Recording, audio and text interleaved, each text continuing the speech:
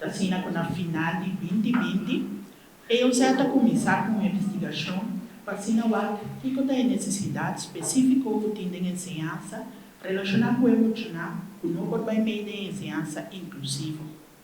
Na ano 2021, para junho, para estar mais seguro, a investigação aqui era na sua final, caminha com um rapport definitivo de como a situação está aqui na Bonaire.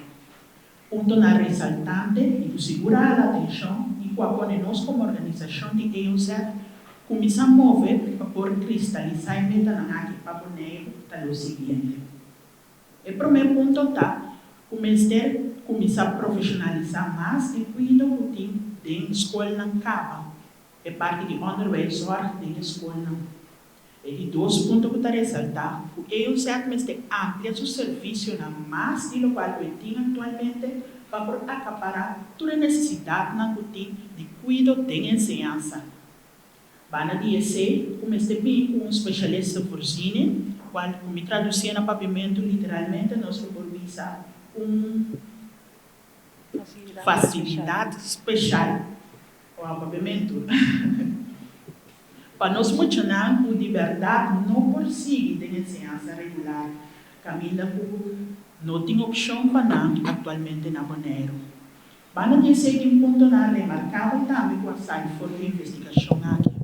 Se nós fazemos é parte de prevenção, para que nós mencionar para não quedar estancado em ensinança regular, é muito importante. Nós estamos vendo que não é hora de señalar trempão. Caminha por fora de trempão, para reparar por muito também tem de sustento especial de ensinança. Outro ponto é parte de maior não.